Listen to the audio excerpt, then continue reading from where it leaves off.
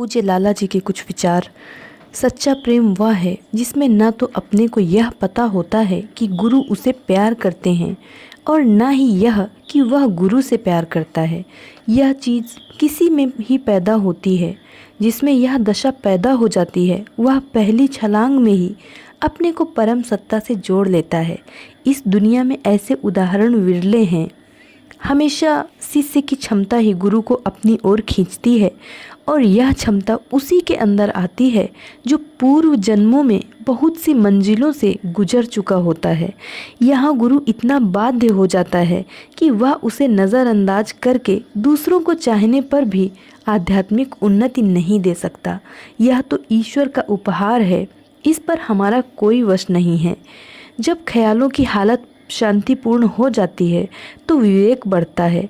अगर मैं हर किसी से यह सब कहता फिरूं तो तुम्हारा बड़प्पन कैसे कायम होगा। निचले स्तरों पर उतरना पतन नहीं है, यह किसी विशेष लक्ष्य को प्राप्त करने के लिए किसी मनचाहे स्तर पर अपने को टिकाना है। किसी को सही रास्ते पर लाने के लिए हर तरह की बात करनी पड़ती है। तुम्हारे दोनों रूप हैं, दयाल रूप और काल रूप, लेकिन इनमें से किसी में पैनापन नहीं है। ये दोनों ईश्वर के रूप हैं। दयाल शक्ति नख से लेकर सिर तक प्रेम है। काल शक्ति ठीक इसकी उल्टी है। भगवान श्री कृष्ण में ये दोनों रूप हैं। गुरु को किसी से आसक्ति नहीं होती, ना ही घृणा होती है। उसे अपना बना लेना शिष्य की क्षमता पर निर्भर करता है। आध्यात्म में उम्र का कोई लिहाज नहीं होता। सबसे कम उम्र वाला सबसे ऊपर हो सकता है, लेकिन मैं यह सब किसको बताऊं? हर कोई अपनी अपनी ख्वाहिशों में डूबा हुआ है। कुछ अपने ज्ञान के नशे में चूर हैं और कुछ को अपने बाहुल्य पर गर्व है। असलियत से सब विमुख हैं। लगता है अब तक किसी ने इसका स्वाद नहीं पाया है। अधिकांश प्रशिक्षकों की बराबरी बच्चों से की जा सकती है जो अपने खिलौनों में मग्न हैं। सब समझते हैं कि उन्होंने अपने अंदर कुर्बानी और त्याग की वृत्ति का विकास कर लिया है, परंतु सच में उनमें से किसी ने ऐसा नहीं किया है। सारी शक्तियों का स्वामी होने पर भी मैं अपने को एक अदना भक्त समझता था। मैंने उनकी इच्छा के सामने समर्पण कर दिया और हर परिस्थिति में संतोष माना और उनको धन्यवाद दिया। नतीजा यह हुआ कि मुझे कुछ सोचना नहीं पड़ता था और काम अपने आप पूरा हो जाता था। इसके अलावा ईश्वर की इच्छा के आगे समर्पण करना मानवीय शिष्टाचार भी है। यह भक्ति का आधार भी है। क्या तुम लोगों के लिए यह नहीं है? जब आदमी एक हालत से दूसरी हालत में जाता है तब उसके अंदर रुके रहने का भाव आ जाता है। इसे इस तरह समझा जा सकता है। एक आदमी नदी किनारे खड़ा है। दूसरे किनारे पर पहुंचने के लिए उसे नाव की ज़रूरत है। जब वह उस नाव में बैठ जाता है तो उसे उस तेज गति का अनुभव नहीं होता जिसके साथ वह दौड़ता हुआ किनारे तक आया था। यह बीच की हालत है जो हमारी साधना पद्धति में हर मुकाम पर आती है। कुछ लोग इस नदी को तुरंत पार कर लेते हैं जिसका उन्हें एहसास तक नहीं होता। दूसरे लोग ऐसे हैं जिन्हें हम मुकाम पर समय लगता है। परंतु अगर श्रद्धा दृढ़ है और गुरु के प्रति प्रेम दिन ब दिन बढ़ता जाता है तो किसी न किसी दिन व्यक्ति लक्ष्य तक पहुँचेगा ही। इस रास्ते के अनगिनत रहस्य हैं। सच्चे जिज्ञासु के लिए रास्ते में जो कुछ मिलता है उत्साहवर्धक है। गुरु के प्रेम और श्रद्धा के अनुपात में उसकी तरक्की होगी।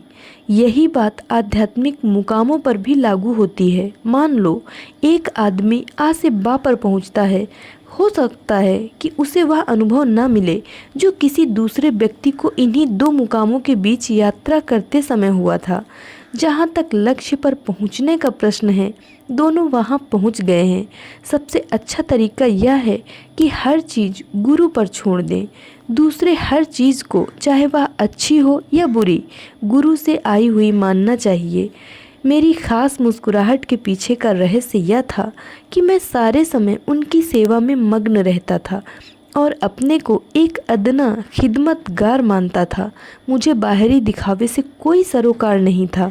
मैं मकान सहित अपनी सारी चीज़ों को उनकी मानता था और हर परिस्थिति में प्रसन्न रहता था। तुम भी वैसा ही समझो और आभारी रहो। एक ईश्वर में श्रद्धा मन में बैठाओ। पूजा के निरर्थक रूपों का परित्याग करना चाहिए। पूजा केवल उसकी करो जो पूजा के योग्य है, अर्थात ईश्वर की। कट्टरता से दूर रहो। गुरु का आदर करना चाहिए और शिष्टता के नियमों का, जो दूसरों के लिए हितकर है, पालन करना चाहिए। अपनी रहनी इतनी सादी कर लो कि लोगों पर पवित्रता की छाप पड़े। मूर्ति पूजा जड़ता उत्पन्न करती है और हृदय को विकृत करती है। अपनी संस्था का नाम सहज मार्ग रखो। इसका ध्यान रखो कि इसमें किसी प्रकार की मायावी मिलावट न आने पावे, जिससे भविष्य में कोई अवनति हो। जब संत की आत्मा शरीर छोड़ती है, तब वे शक्तियाँ जो शरीर के साथ क्रियाशील रहती हैं, अंतर्निहित अवस्था में अपने मूल स्रोत में विलीन हो जाती हैं। उसकी इंद्रियां प्रसुप्त अवस्था में कायम रहती हैं। दूसरे शब्दों में हम यह भी कह सकते हैं कि वे अपने उद्गम या मूल स्रोत के साथ सामंजस्य प्राप्त कर लेती हैं। परंतु सत्ता के अंदर जो कण होते हैं, उस आत्मा के शरीर में भरे जाते हैं। यहाँ कण शब्द का प्रयोग बात समझाने के लिए किया गया है। परम सत्ता की विशिष्टता शब्द का प्रयोग ज़्यादा समझाने के लिए किया गया होगा।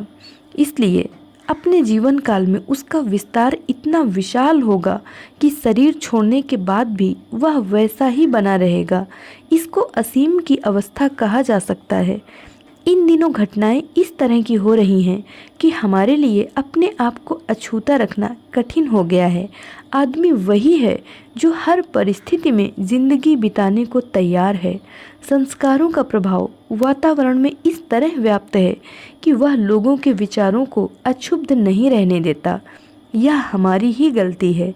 हमारी इच्छा शक्ति इतनी दुर्बल हो गई है कि उसके सुधरने की कोई उम्मीद नहीं है। कारण यह है, लोगों को अपने विचारों को बिखरा कर रखने में मज़ा आता है। कोई आदमी किसी काम को पूरा करने के बाद भी उसकी ओर से निश्चिंत नहीं हो पाता। मन की उलझन का कारण यह है कि एक ही समय में अनेकानेक विचारों को आने दिया जाता है या किसी एक विचार पर अतिशय बल दिया जाता है, जिसका फल यह होता है कि वह मन को आक्रांत कर देता है।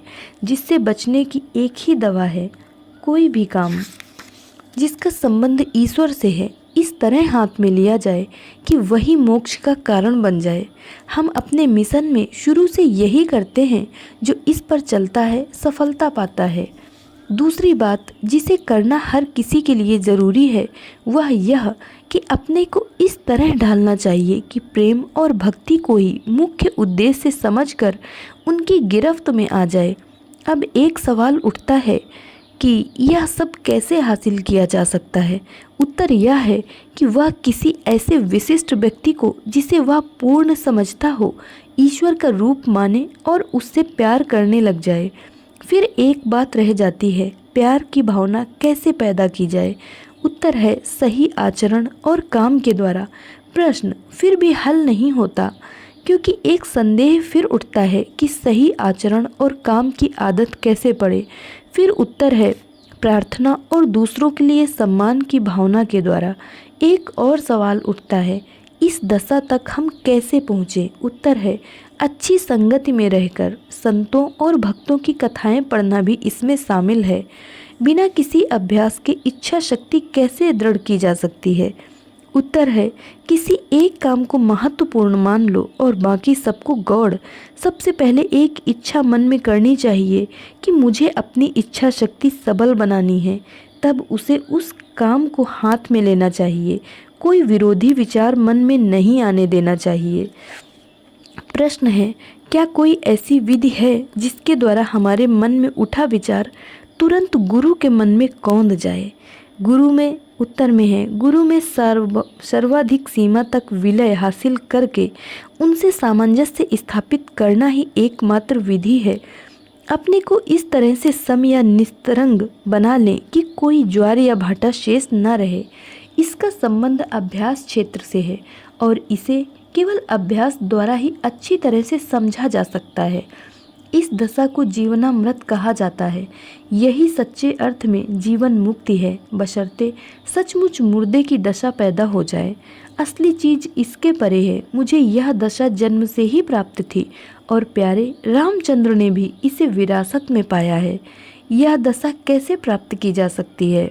उत्तर में कहते हैं, मैं विधि को संक्षेप में प्रदर्शित करूंगा। आदमी को अपने स्वभाव को, जो सामान्यतया बाहर देखने में आता है, सुधारते जाना चाहिए।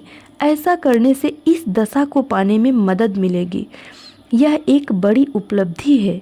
इसे पूर्ण निषेध कहा जा सकता है। इसके बाद आदमी के लिए कुछ करने को या अभ्यास करने को नहीं रह जाता। निसंदेह सेवा करना कर्तव्य है। मेरा सबके साथ ऐसा ही व्यवहार था। तुम्हें भी ऐसा ही व्यवहार रखना चाहिए। तुम्हारा स्थान कितना ही ऊंचा क्यों ना हो, तुम्हें अपने को दास ही मानना चाहिए। प्यारे रामचंद्र का प्रशिक्षण इससे आगे से शुरू हुआ था। इतना तो वह अपने साथ ही लाया था। किसी के अंदर इसको समझने की और उसे आगे प्रशिक्षित करने की गहरी दृष्टि नहीं थी, और यह बात मेरी जानकारी में भी बहुत बाद में आई। धन्यवाद।